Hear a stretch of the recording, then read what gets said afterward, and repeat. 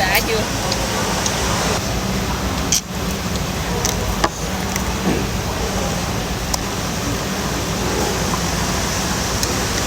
Thôi mẹ có làm rồi.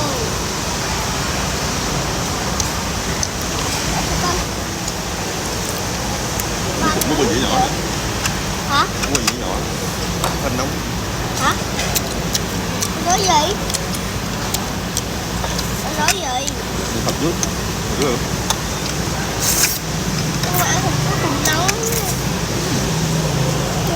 Cái ăn cái sợi bánh canh to to rồi.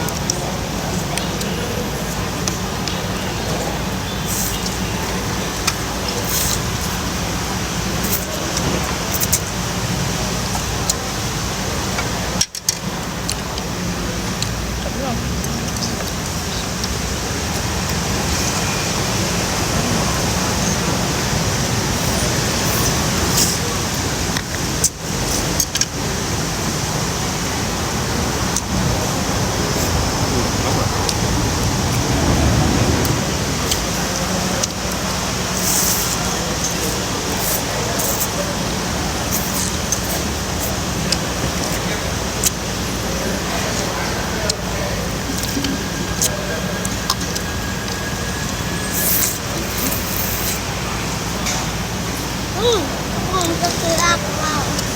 Vâng.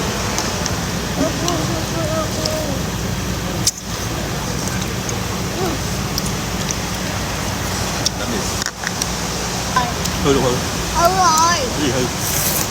Cái đồ thường trắng á. Hả? Đồ thường trắng á thì hư rồi. Rồi coi hết rồi. Con đi.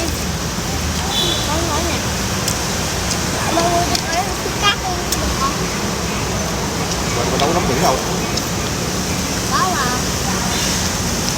ít gì cũng biển. Nhưng giờ tối đâu biển đâu có xuống tắm đâu. Tối đâu? Hả?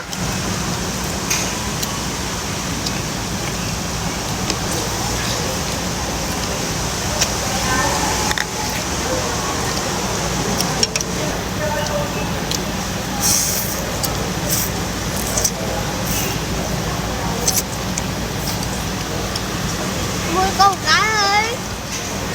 Đâu? Con gì nhảy trên hả? Biển. Tối đâu? Tối hả? Tối đâu? Sáng mà. Bông đi luôn.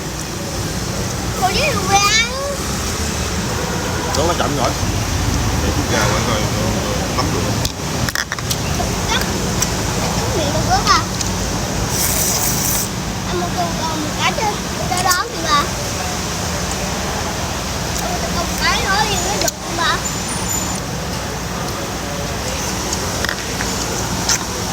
Nạt ghê, cái giò Nạt chứ con.